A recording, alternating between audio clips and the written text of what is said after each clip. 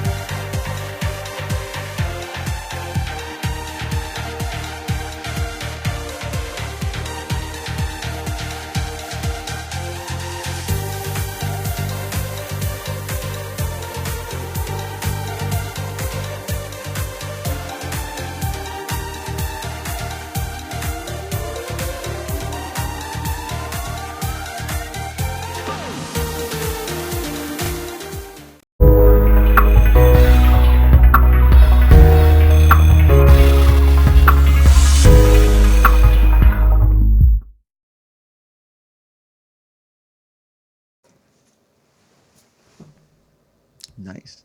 Did you push the right button this time? I did push the right button. It went good. It went right there.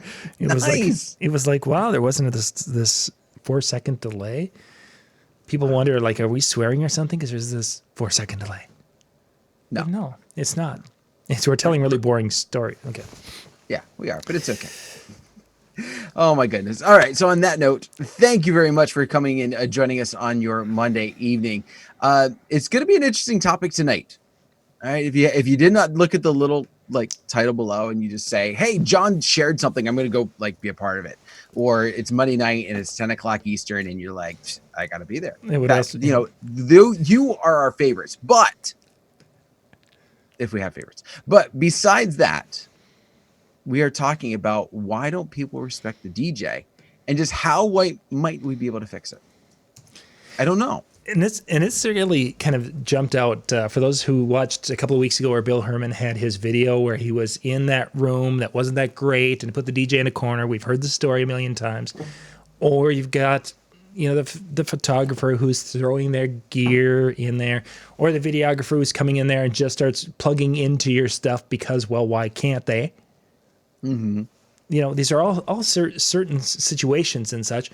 And it's like, why did these things happen? When the guys were out building this building years ago, I didn't run out there and start plugging things into their extension cords or using their saw to go, cut a board of my own. I wouldn't have even thought twice. I wouldn't even thought of doing that until just now. And now I have this strange obsession to wanting to go use their generator to go power something. I'd have to find a construction company. That would have been cool. That would have been I cool. would say in a lot of cases, you would think that they would know the equipment better, but considering that you do also do the weekend handyman, that might not actually be true. There is some of it I might actually know a little bit about. Most of it probably not. I just smile and wave. Smile and wave, boys. Smile and wave. Thank you for joining us. We've got Dave out there and Blue Note and Adrian. Thank you for being Reggie is there with us tonight. If you're out there, Ron, thanks. Oh, Ron is coming to us from the hospital. Hopefully Ron's feeling this. This is Ron from Canada. Ron's been with us on numerous shows in the chat room and such. He's got some really cool business things that he does beyond the entertainment side. He has a whole rental division and production side. And this is something when Ron's feeling up for it, I really would like to do a show, actually a couple of different shows, talking about some of the different things he does because he is a very diverse man in his businesses. So it's a lot to learn from that. Howie's with us tonight. Thank you for being in. Scott Carroll, who was on just in our last hour, talking about his photo booth and the process of him adding that to his DJ business, some of the good and some of the bad of the process as he was getting involved with that. So if you guys get a chance, go out to pbntv.com tomorrow. It'll be posted on the website. Tonight it's probably not there yet. No, so it takes a little time. It does take some time for it to propagate out. So let's jump into it tonight. Why don't people respect us? And John jumped right in here, and John was also with us on the last show. John's going to see us in Las Vegas coming up at the DJNTV show in 2 weeks from tonight. Well, Dan's going to be sitting at home eating pizza and bonbons because he's not with us. Not bonbons, just pizza. Just pizza.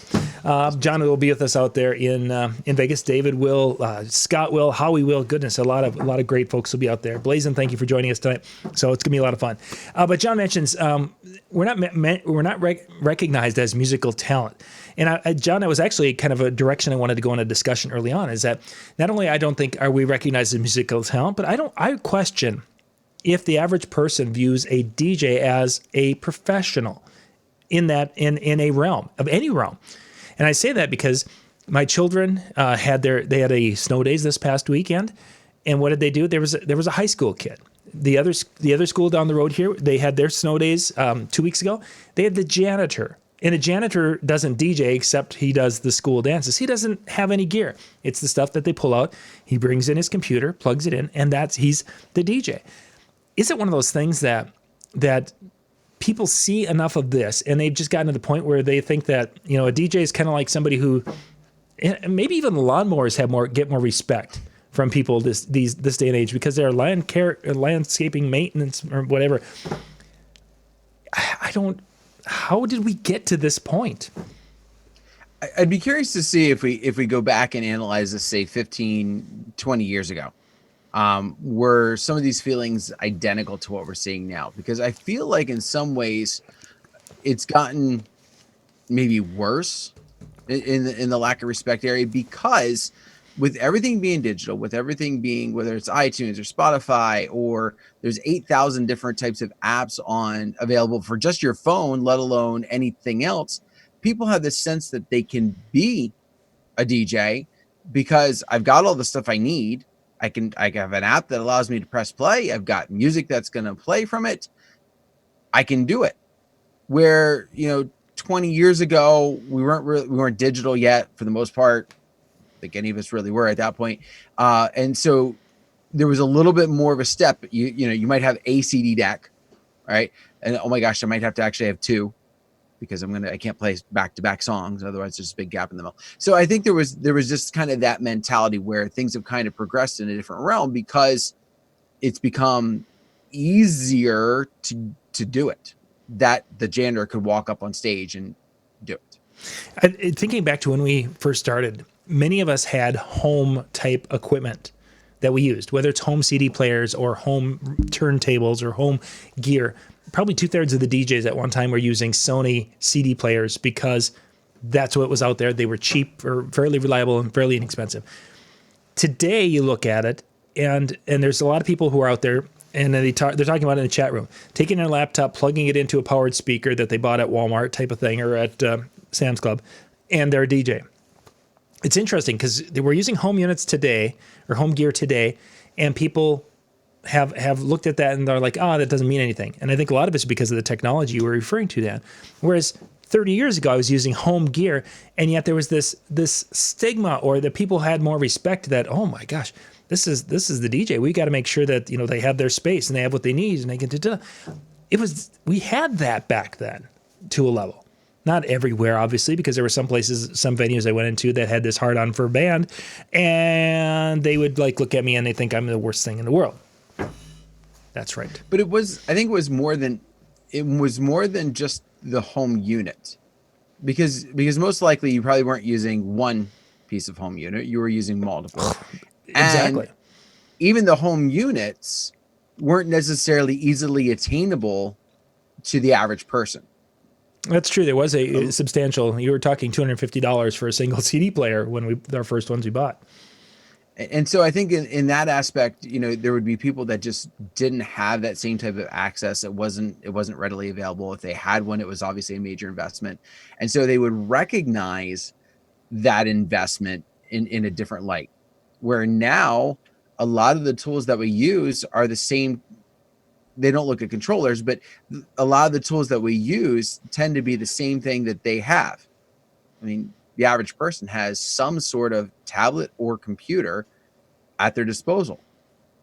They probably have music on it, or they can stream it. And so a lot of the things that we had to do to attain that next level, the average person kind of has now. So really the cost of entry may be a bigger factor in today, that it's just accepted that I can do that too for $500. That's an interesting angle. I guess I really hadn't looked at.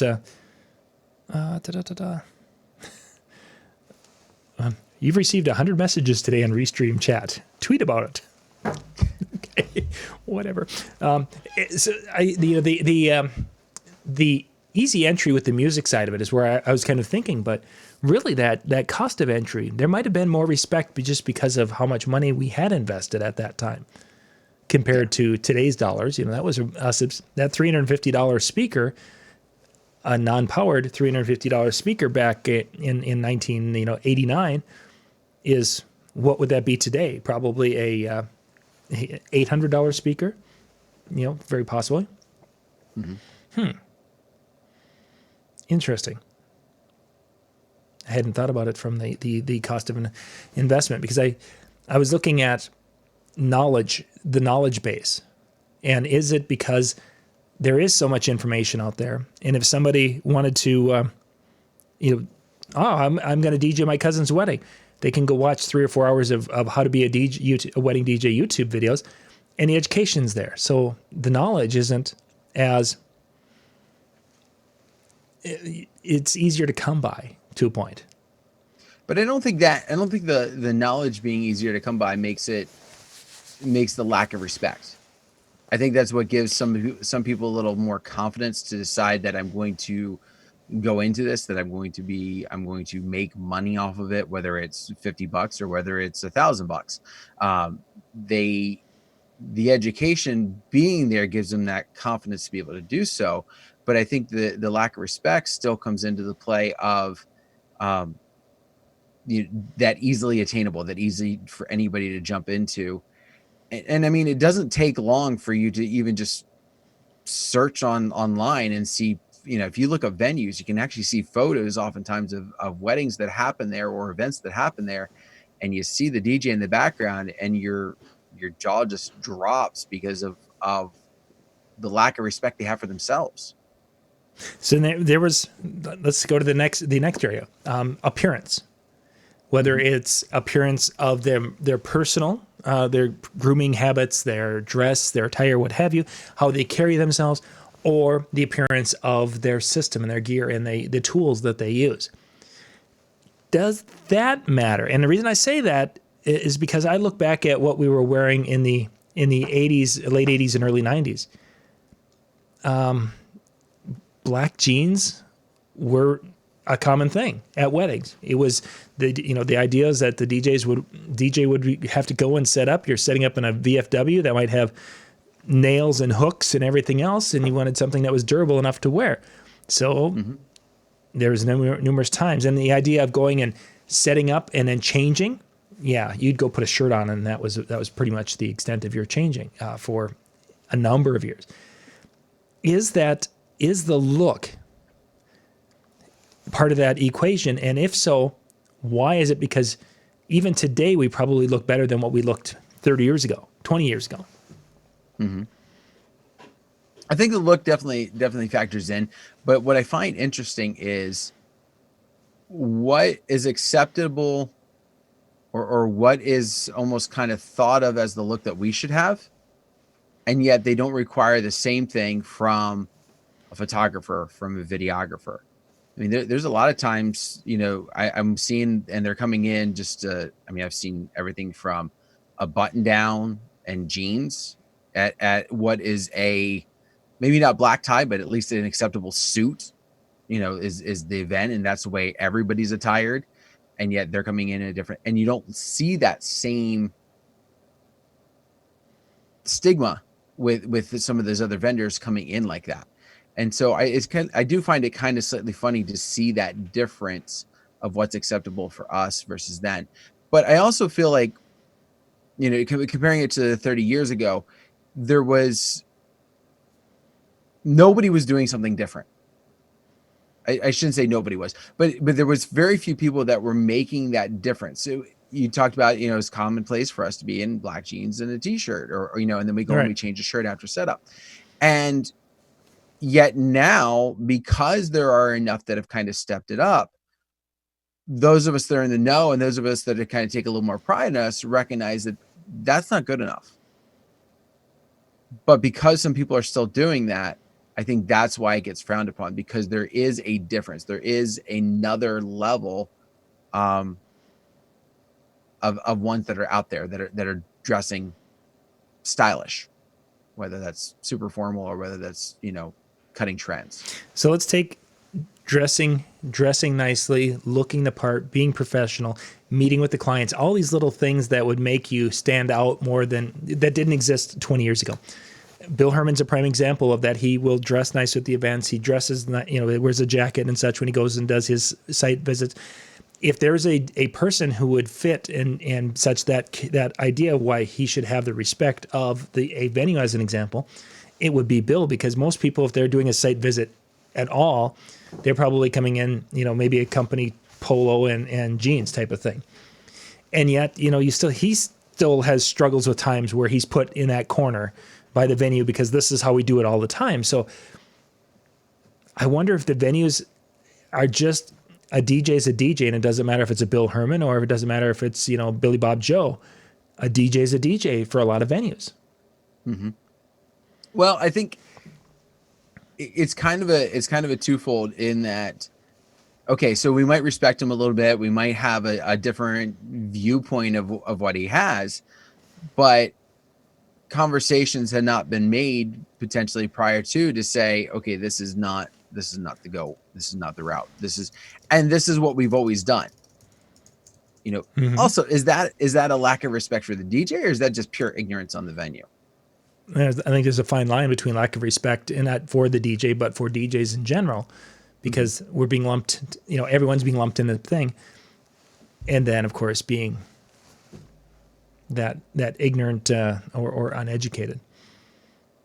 I also think sometimes the lack of respect that comes from, we'll say venues, comes in the standpoint of just their own arrogance, their own way that they view themselves. Because in a lot of cases, not in all, but in a lot of cases, the venue is one of the first things that's booked. Because if I can't find the venue that I like the look of, I'm, or it's not open on the date that I want, then I, sometimes will change my date for them. Mm-hmm. So I think sometimes venues automatically get this air about them ahead of time that, you can be a great guy and we can work together, but this is my house and my way is golden. You don't know more than I do. And there's a lot of things I'm sure they're very accurate on that. And there are some things that I'm sure they're not. But because they don't have that desire maybe to change or to have a conversation, a respectful conversation and try and gain that knowledge, we're going to do what we've always done because it makes it easier on us. Very true. Yeah, that easier on us. In the chat room, they're talking about a variety of different things going with that. I've been seeing a few of them out of the corner of my eye. And it's, so they're having fun with that. So thank you guys for being with us tonight. We've got a great crowd in the chat room and across the Facebook pages also. If you have any questions or any thoughts, please put those in there. People have been talking about, David mentions we have to educate the venue, and talking about the DJ next to the dance floor, because venues just don't understand that.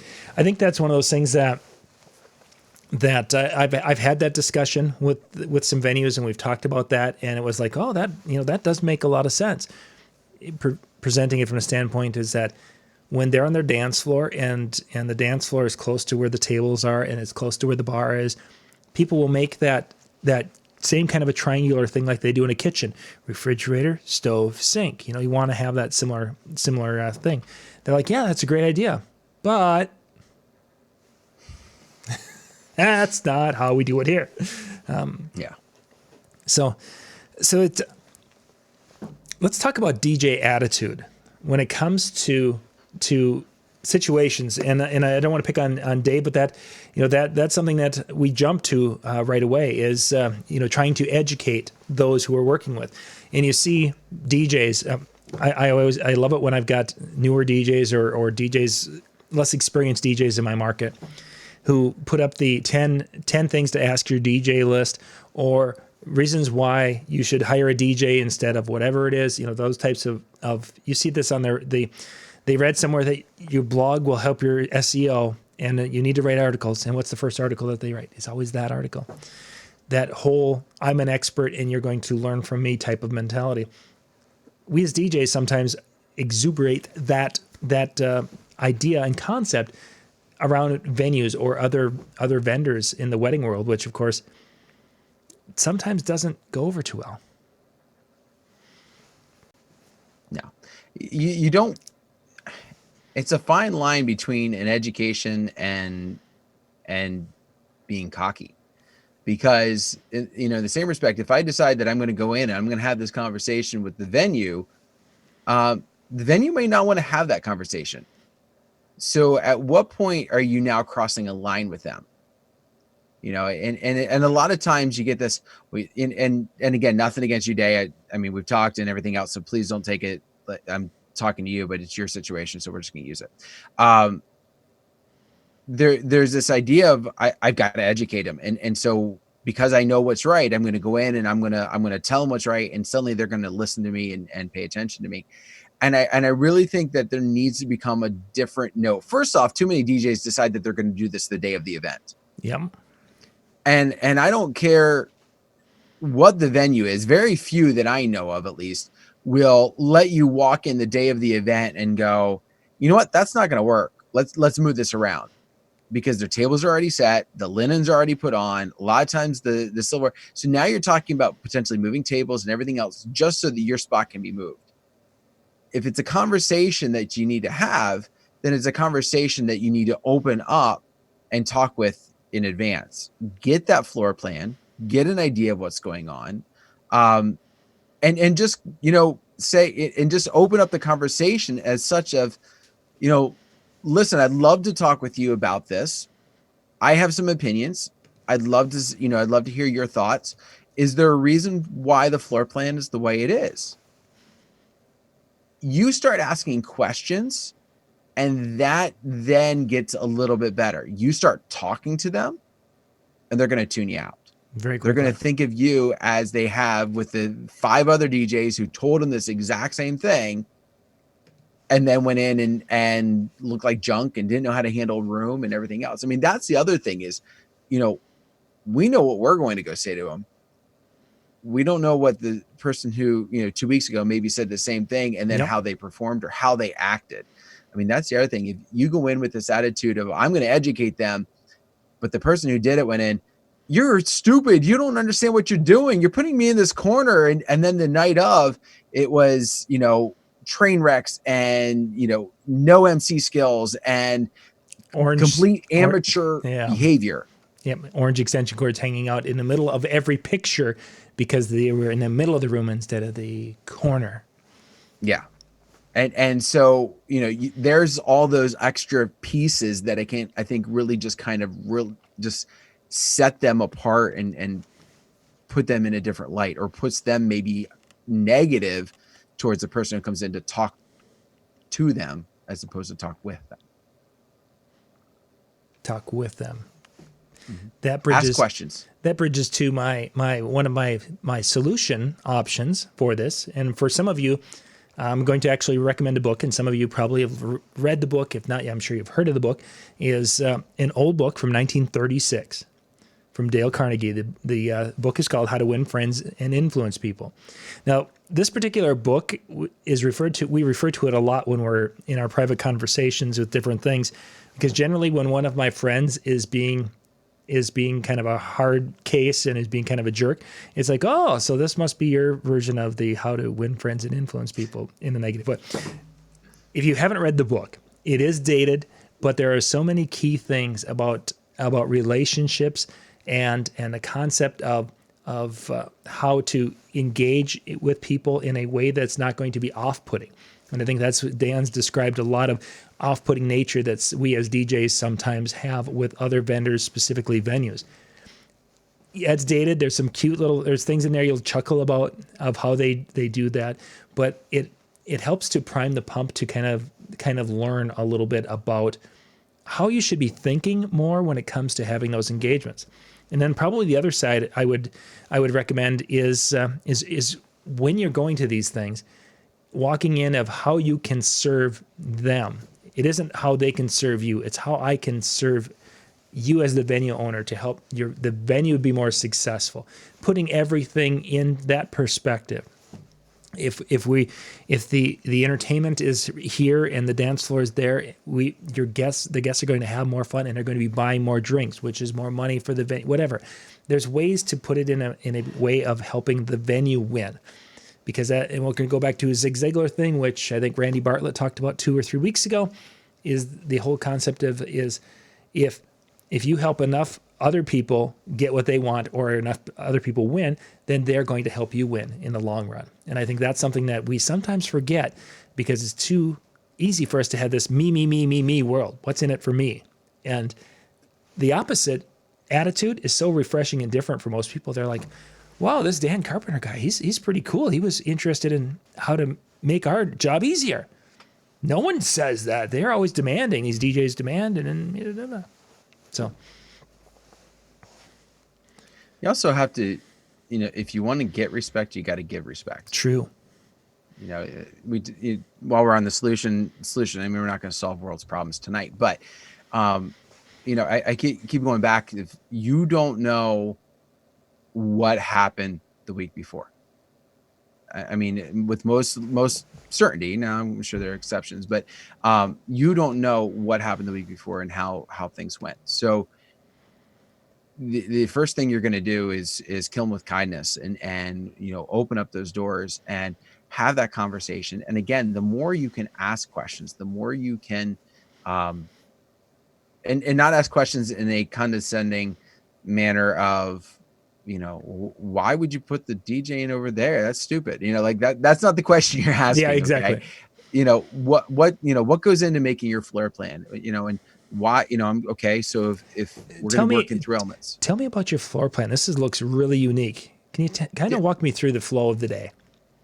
Mm-hmm. And now they'll be like, oh, yeah, well, here's what we do is we'd like to put the DJs over here because we know that these guys always have ugly orange cords and we don't want those in the picture. So we're going to put them in the corner. Then we're going to put the cake over here in the middle because everybody loves cake. We want to look at the cake. We want to touch the cake. We want to lick it a little bit. And we don't want to do any of that to the DJ. So we're going to put the DJ in the corner. See, it all comes around. Exactly. And now, you tell them, I am sweet as the cake and I don't have orange cords. You won. Everything's all black cords. Everything just became easy. Easy button.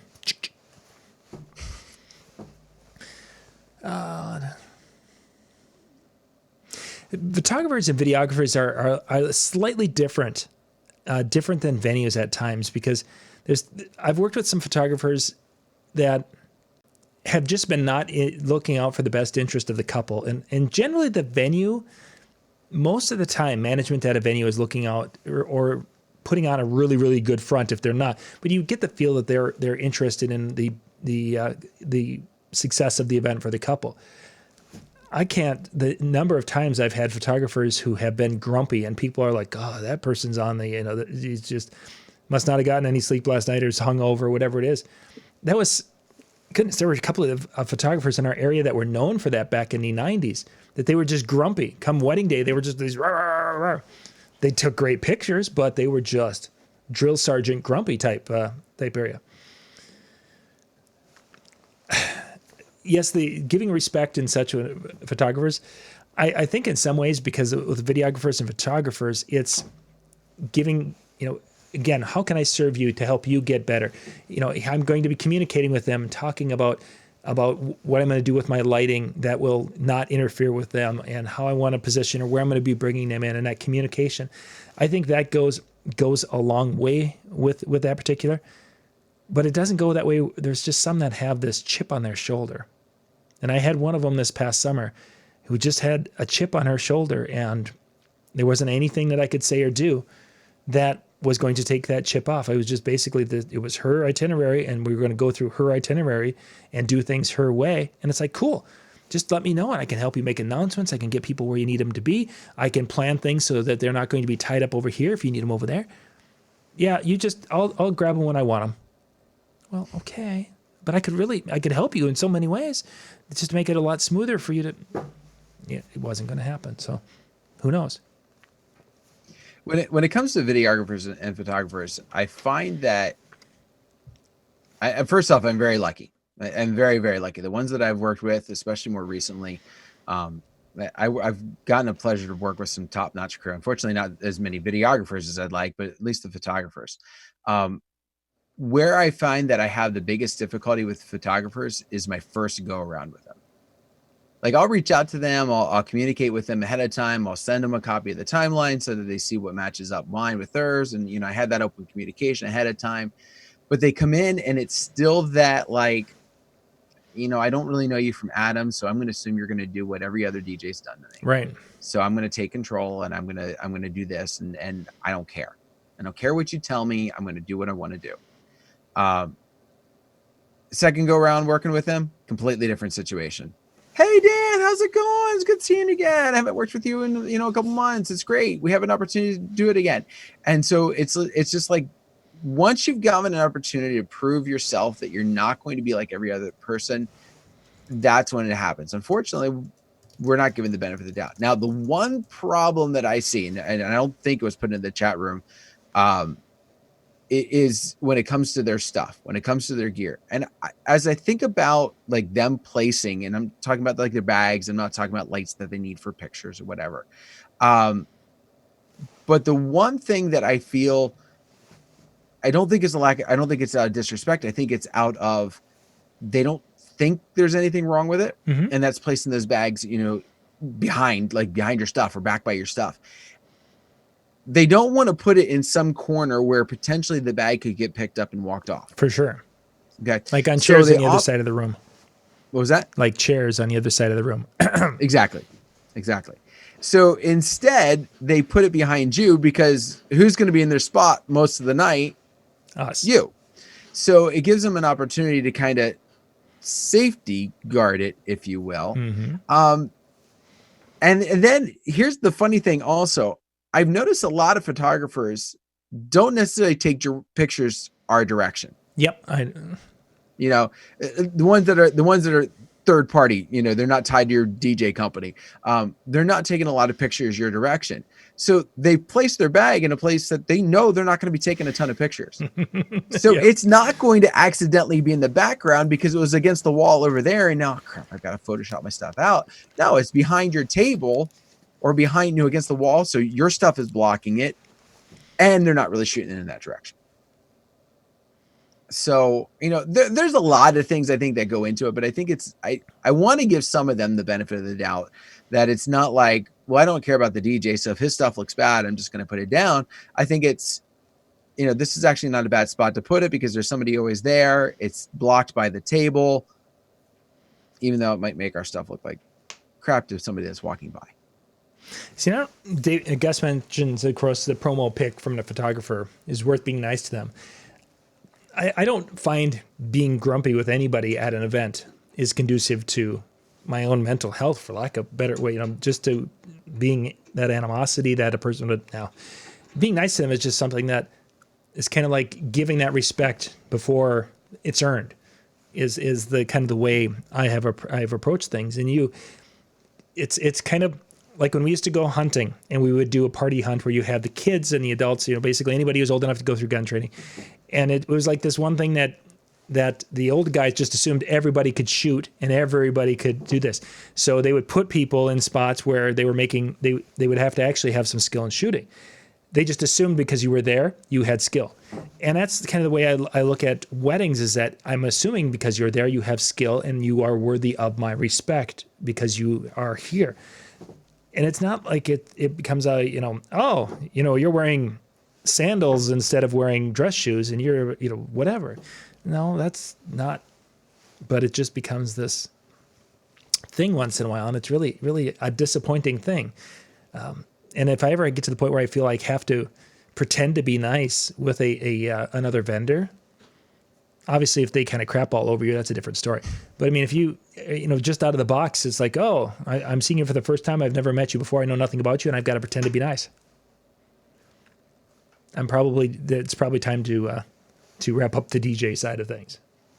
Well, and not that this is what he was getting at, but I think when you're nice because you want to get something, it's something that people can see through. Yeah. And so exactly as you said, John, if I'm just genuinely nice to everybody and I never ask for anything in the end, and then 6 months down the road, I'm like, you know what? I need to redo my website and I need some shots. You know what? That turned out to be an awesome wedding. And you follow up and you go, hey, if you got 5 minutes, 10 minutes or whatever, and you got a link to your site where there's pictures, I'd love to have it. You're not requiring too much of them for the most part. And if you kind of say, hey, I'm more than willing to give you this out of it. Again, they're more willing to accept. So I think there's a lot of things where if you just go in it with this mentality of always being nice to everybody, the whole, catch more flies with honey than with vinegar.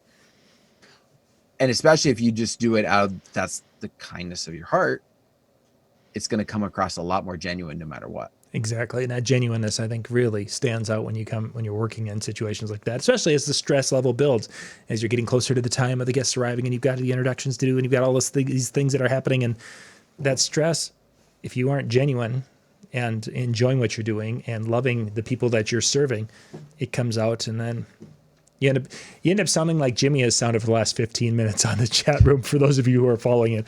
And if you're not following it, Jimmy's been making some sarcastic kind of statements about how to handle the gear.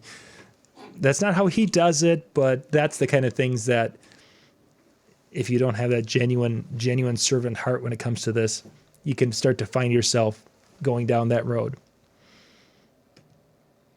Funny.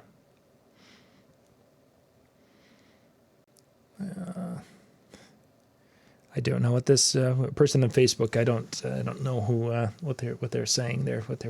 If they had a question or what. So, well, that was just I just wanted to run through and just kind of have that discussion tonight, because people talk about that quite a bit, and there's things that a person can do, and we've hit a few. There's probably a lot more things we shouldn't do, which we talked about that, and then there's the whole connecting in advance. And that was the last area I wanted to kind of hit when you mentioned the second time you worked with some vendors and they're like, hey, it's a different story, and they're warm and compassionate.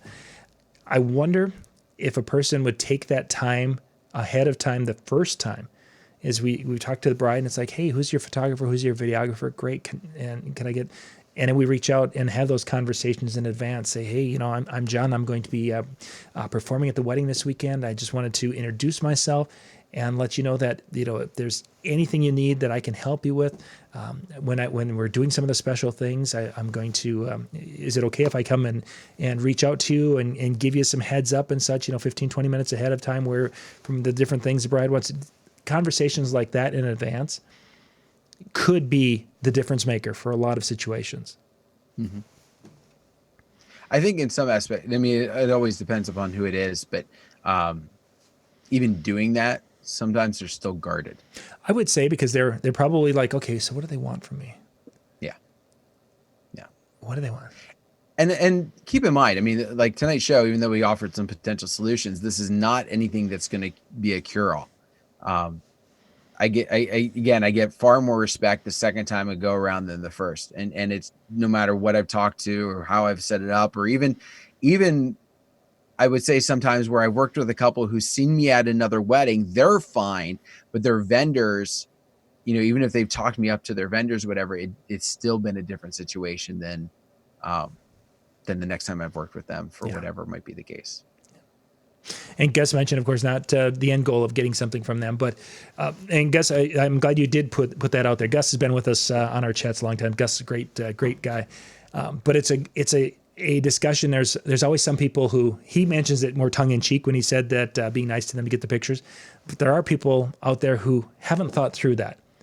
And as I have children getting into the teenage years that haven't thought through that phase, becomes very apparent. And sometimes they're teenagers when they haven't thought through that. Sometimes you see it in adults. Sometimes you see it in people who are 40 and 50 years old. I never thought about it like that.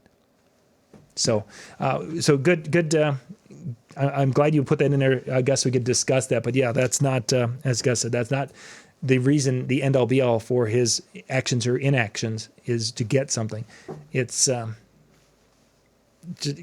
positive thing that can happen when you have a relationship and you have that respect back and forth. So, okay, got a few minutes left here.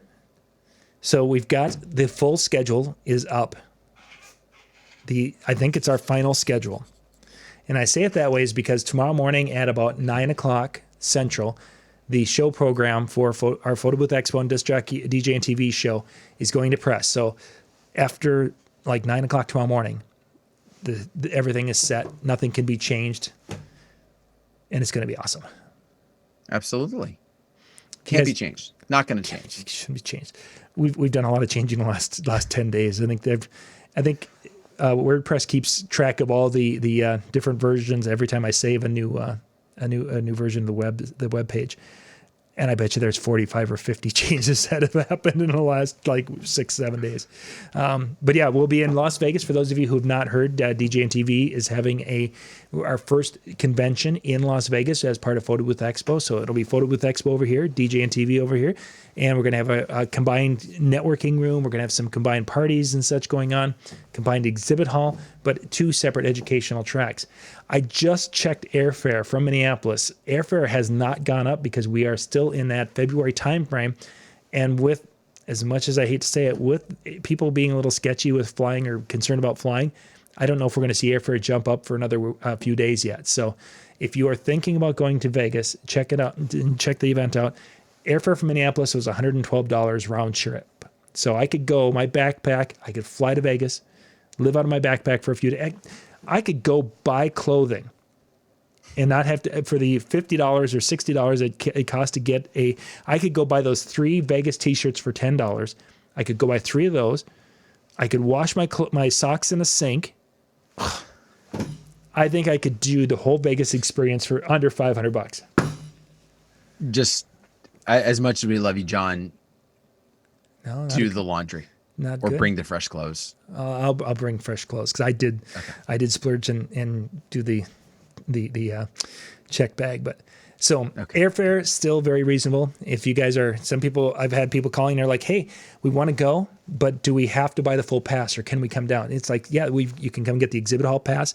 That's $50. That gets you into the exhibit hall area to check that out. That gets you can come in and hang out in the chill room area and veg there for a little bit. And then the Monday night party, it will get you into the Monday night party, but it will not get you into Wednesday night's party, which is the big one where the DJs are the spinning and such. Monday night's a networking event, Wednesday's not. So for $50, you can get there and you can still learn in the hallways and you can see the exhibit hall. For the full the show pass, which is I'm not even sure what it went up to. It went from $225 to whatever it's at today. That show pass. Obviously, the more investment, but that gets you everything. You're going to be able to go to all the parties. You're going to be able to go to all the activities in the exhibit hall. You're going to be able to check out the seminars and such. The only thing it doesn't get you is the master classes, which is a different thing altogether. So, yeah, John Hines right there. Haynes right there. $500, one roll of the dice on the crap tables, and it's all paid for, just like that. Put that quarter into the wheel of fortune. Quick and easy. You can tell John's walked through the casino a few times. The very first time we got off the airplane to Vegas, when you're going for the first time, and we had a group of DJs because we were going to the convention. So we spent the whole flight down playing blackjack in the airplane. We're in the back of the airplane and we're dealing blackjack and playing, practicing our. So you get off, and at that time, which would have been 97, somewhere in that ballpark, the casino or in the airport, they do have slot machines yet today, but they were everywhere and they were loud. They didn't have it where they were quiet, so it's a nice quiet place. So you're hearing the ding, ding, ding, ding, and you're hearing the Wheel of Fortune, and as you walk through, and you're hearing the Viva Las Vegas being played. It was more of that type of a feel at that particular time. So there's a part when you're thinking back to the old way it was, and those things. It's like, oh, I miss that. I've walked through Westgate, which has the Wheel of Fortune. I've walked through there a dozen times past the machine, and I've yet to hear it say Wheel of. And it's like, oh man, I remember those days.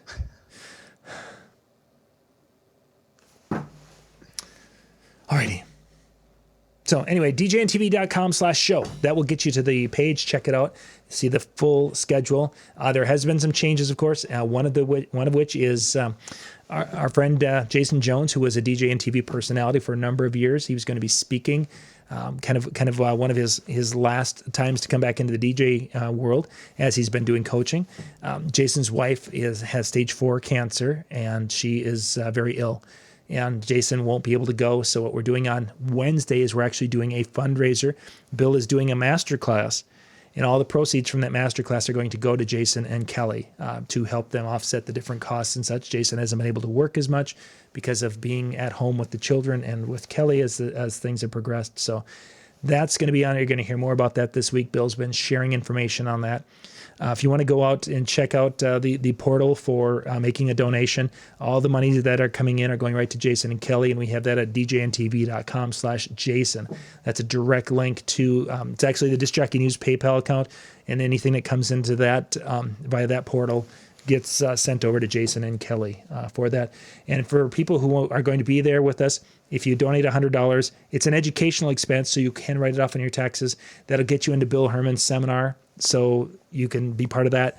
You'll get the videos from the seminars you missed, masterclass for Bill, video of seminars. $100 will go to Jason and Kelly to help them with their thing. So, and I think Bill has even touted some extra stuff. He's been talking about it now. It's been a crazy. I saw something like you do that, and he's giving something $100 value. And I don't think it was just the class. So I'm guessing it's a big sloppy kiss, because that's well worth $100. Or a big hug. Bill's a big hugger, I thought.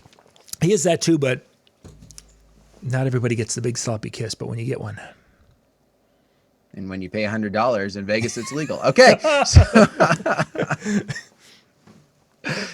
Oh, that just went a whole other direction. That went a different direction. So sorry. But yeah, that's it for tonight. Tomorrow night, we've got... I'm going to actually be on talking to the Midwest DJs live for a while at the first spot tomorrow. And then we'll have Ben Stowe and Brian Red coming up tomorrow night. I think I've got Brian and Jay scheduled for tomorrow night. So I think this is the week we're going to do the 10 topics in 4 minutes apiece. They have 4 minutes to rant about a topic.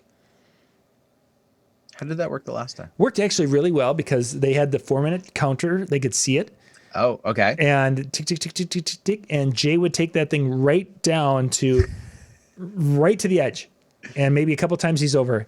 And then Brian's just sitting there laughing, because he's just watching Jay getting right down to, 202, 201, 2, and then Jay stops.